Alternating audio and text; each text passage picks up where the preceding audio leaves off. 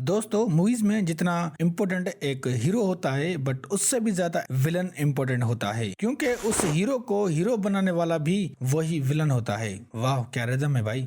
MCU का 5वां phase चल रहा है और इन 5 फेजेस में हमें बहुत ही विलन्स देखे हैं एमसीयू की मूवीज में और मार्वल ने काफी तगड़े विलन इंट्रोड्यूस करवाए हैं अभी तक। तो आज हम उन्हीं बैड गाइज की बात करेंगे कि लोग उनको डिसलाइक मीन्स पसंद क्यों नहीं करते। वैसे बता दूं कि कुछ ऐसे विलन्स होते हैं जिनको लोग पसंद करते हैं क्योंकि उनकी आइडियोलॉजी लोगों को बहुत ही इंस्पायर करती है उनकी लाइफ से। फॉर एग्जाम्पल लोकी और जोकर को ही देख लो। मैं यहाँ सुपर हीरो जनर की बात कर रहा हूँ। तो दोस्तों एक बात नोट कर लो, मैं यहाँ उन्हीं सुपर विलन की बात करूंगा जिनको सही से रिप्रेजेंट नहीं किया गया। मीन्स के एमसीयू में उन विलन्स को उस लेवल का नहीं दिखाया गया जिस तरह वो कॉमिक्स में हैं। अगर कॉमिक्स की तरह रिप्रेजेंट नहीं किया तो विलन को इतना अच्छा नहीं बनाया कि लोग उनको पसंद करें। तो वीडियो बहुत ही इंटरेस्टिंग होने वाली है तो लास्ट तक जरूर देखें। तो भाई 10वें नंबर पर है टास्क मास्टर। भाई ये विलन सच में कूल है अगर आप इसको कॉमिक में देखो तो। बट टास्क मास्टर हमें जो ब्लैक विडो फिल्म में दिखाया गया है वो बहुत ही चेंज है। मीन्स के टास्क मास्टर कॉमिक में एक मेल कैरेक्टर है जिसका नाम है एंथोनी टोनी मास्टर, जिसको फाइटिंग की मशीन बनाया गया। इसकी मेन पावर है दूसरे सुपर हीरो और विलन्स के फाइटिंग स्टाइल को कॉपी करके उनके ही अगेंस्ट लड़ना। बट यहाँ हमने एमसीयू में देखा कि टास्क मास्टर एक गर्ल होती है, नाम है एंटोनिया ड्राइको, और उसका बाप फाइटिंग टेक्निक उसमें एक प्रोग्राम डालता है जो काफी हद तक सिमिलर है कॉमिक से। बट जो आइडेंटिफाई दी गई है वो बिल्कुल गलत है। दूसरा के इस कैरेक्टर को हमें थंडरबोल्ट में दिखाएंगे, मीन्स के वो विलन नहीं रहा अब, बट लोग टास्क मास्टर को विलन के रूप में ही देखना चाहते हैं। 9 नंबर पर है डार्बिन। देखो भाई अगर किसी भी कैरेक्टर की बैक स्टोरी आप नहीं दोगे तो उस कैरेक्टर को लोग बिल्कुल भी पसंद नहीं करेंगे। तो यहाँ डार्बिन के साथ भी ऐसा ही हुआ है। द मार्वल्स मूवी में मेन विलन दी गई है ये डार्बिन। कॉमिक में डार्बिन एक मेल क्री कैरेक्टर है और ना ही कोई बड़ा विलन है। बट इस फिल्म में मेन विलन दिखाया गया वो भी तीन सुपर हीरो की अगेंस्ट, जो कि कहीं पर भी मैच नहीं करता और सेंस तो बिल्कुल भी नहीं देता। और यही रीजन है कि द मार्वल्स फिल्म फ्लॉप गई क्योंकि विलन बहुत ही वीक था। 8वें नंबर पर है कैरो, जो हमने इटरनल्स में देखा था। लिटरली ये विलन कोई सेंस नहीं देता। यहाँ मानते हैं ये पावरफुल विलन है कॉमिक में, और इटरनल से पहले सेलेस्टियल ने इन डेविएंट्स को बनाया था और उनमें सबसे पहले ये कैरो था और ये लीडर है डेविएंट्स का। कॉमिक में तो इसका बहुत ही बड़ा रोल है और बहुत ही इम्पोर्टेंट रोल है। कॉमिक में तो इसकी एक बहुत ही बड़ी स्टोरी है, पर इस फिल्म में इस कैरेक्टर के साथ जस्टिस नहीं हुआ। फिल्म में एक साइड विलन बना दिया और वो भी बहुत ही वीक, मतलब कि जितना पावरफुल होना चाहिए था बट ये उतना नहीं था। दूसरा के इसकी जो अपीयरेंस थी वो बहुत ही डिफरेंट है कॉमिक से। सच कहूं तो ये एक बहुत ही बड़े विलन को एमसीयू में वेस्ट कर दिया है मार्वल स्टूडियो ने। 7वें नंबर पर है रूनान द एक्यूजर। आप लोगों को ये विलन कुछ हल्के में लग रहा होगा, पर शायद ही आपको पता हो कि रूनान बहुत ही बड़ा विलन है, लाइक थैनोस। बहुत ही हाई लेवल का एग्रेसिव विलन है, कभी हार नहीं मानता चाहे कुछ भी हो जाए। और व्हाट इफ सीजन 2 के पहले एपिसोड में हमने देखा कि उसने थैनोस को ही मार दिया था। बट इस विलन को एमसीयू में सही से रिप्रेजेंट नहीं किया। Guardians of the Galaxy volume 1 में जिस तरह रूनान को दिखाया गया अपने हिसाब से तो सही था, पर इससे भी रूनान कैरेक्टर को डेवलप किया जा सकता था, जो कि नहीं किया उन्होंने।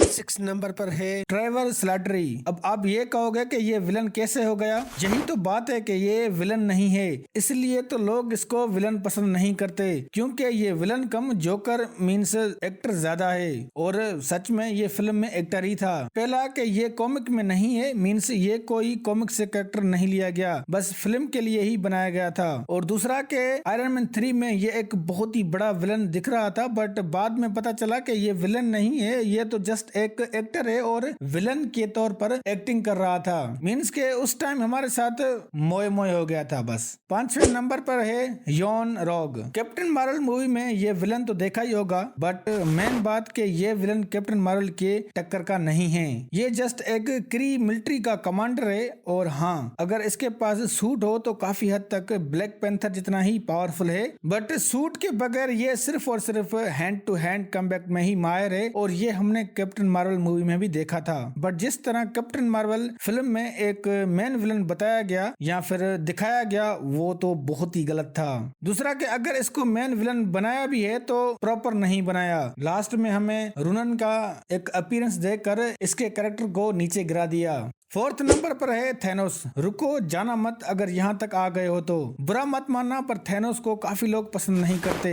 नो डाउट एमसीयू में थैनोस नंबर 1 विलन रहा है, पर उनके लिए जिन्होंने कॉमिक्स नहीं पढ़ा। हाँ भाई, थैनोस को जैसे एमसीयू में दिखाया गया है गलत तो नहीं दिखाया गया बट एक्यूरेट भी नहीं दिखाया। मीन्स के जैसे वो कॉमिक में है वैसे एमसीयू में हमने नहीं देखा। मानते हैं एमसीयू में इन्फिनिटी सागा फेजेस में थैनोस को मोस्ट पावरफुल बताया गया है और यकीन करो वो है भी। थैनोस को 2 मूवीज में ही सही से दिखाया गया है बट लोग थैनोस को और भी देखना चाहते थे क्योंकि थैनोस मार्वल कॉमिक्स का ऐसा विलन है जिसको बहुत ही ज्यादा दिखाया गया है, मतलब कि बहुत ही इंपॉर्टेंट विलन है कॉमिक्स में। अब जैसे कि एक्समैन कैरेक्टर इंट्रोड्यूस हो चुके हैं तो लोग थैनोस को एक्समैन कैरेक्टर लाइक डेडपुल के साथ देखना चाहते हैं जो कि अब इम्पॉसिबल लग रहा है। और काफी लोग थैनोस की सोलो फिल्म भी देखना चाहते हैं पर ये होगा या नहीं पता नहीं। वैसे बता दूं कि थैनोस मेरा फेवरेट सुपर विलन है। थर्ड नंबर पर है मैलिकेथ। अगर आपको सच में पता चले कि ये मैलिकेथ कितना इविल विलन है और फिर आप इसको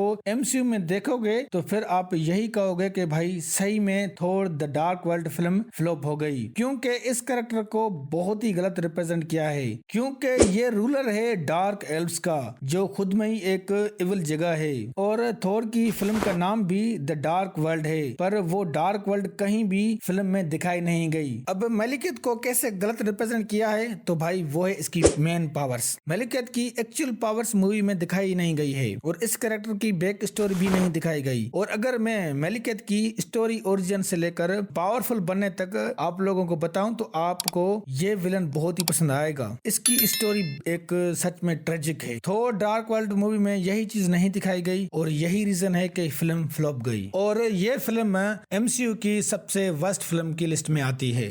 दूसरे नंबर पर है वेप्लेश या ये फिर कहूँ के एवान वैंको। काफी लोगों को लगता है कि एवान वैंको ही मेन विलन था आयरन मैन 2 फिल्म में। अगर ये सही भी है तो इस विलन को लोग बिल्कुल भी पसंद नहीं करते। वो इसलिए कि फिल्म में ये विलन शुरू में सबको पसंद आता है कि हाँ भाई आयरन मैन की टक्कर का कोई विलन है, बट लास्ट में वो वीक पड़ जाता है क्योंकि वो एक प्राइमरी विलन था ना कि मेन विलन था। यही रीजन है कि Iron Man 2 film just average ही गई थी। और बता दूं कि ये आयरन मैन 2 भी एमसीयू की वर्स्ट फिल्म की लिस्ट में आती है और हाँ इस कैरेक्टर को लोग तो बिल्कुल पसंद नहीं करते।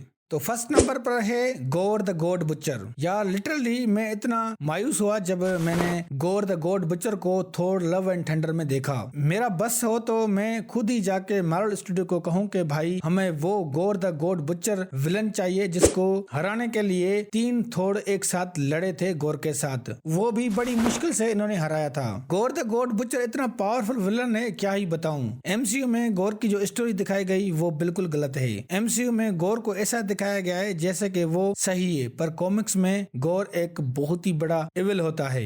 गोर द गॉड बुचर विलन को मार्वल स्टूडियो ने बिल्कुल वेस्ट कर दिया है भाई। वैसे लव एंड थंडर में अपनी जगह इस विलन को पावरफुल बनाया तो है, बट जो हमने कॉमिक में पढ़ा है और देखा है वो बिल्कुल भी इससे मैच नहीं करता। और यही रीजन है कि इस फिल्म को लोग पसंद नहीं करते क्योंकि इसके कैरेक्टर की जो अपीयरेंस दिखाई गई वो बिल्कुल भी सही नहीं थी। और अब तक का सबसे वर्स्ट जो एमसीयू का विलन है वो भी गोर द गॉड बुचर ही है। तो दोस्तों यही थे मोस्ट डिसलाइक एमसीयू विलन्स जिनको एमसीयू में सही से रिप्रेजेंट नहीं किया गया। वैसे और भी कैरेक्टर हैं पर मेनली और टॉप 10 यही हैं। वैसे अगर इन कैरेक्टर को जिस तरह दिखाया गया है एमसीयू में अगर सेम कॉमिक्स की तरह दिखाया जाए तो शायद विलन के कैरेक्टर के साथ जस्टिस हो। वैसे आप कमेंट्स करके बताएं कि आपको एमसीयू में कौन सा विलन कैरेक्टर अच्छा लगता है और कौन सा अच्छा नहीं लगता। आई होप कि आपको वीडियो ये अच्छी लगी होगी। अगर अच्छी लगी तो लाइक करें और हमारे चैनल को जरूर सब्सक्राइब करें।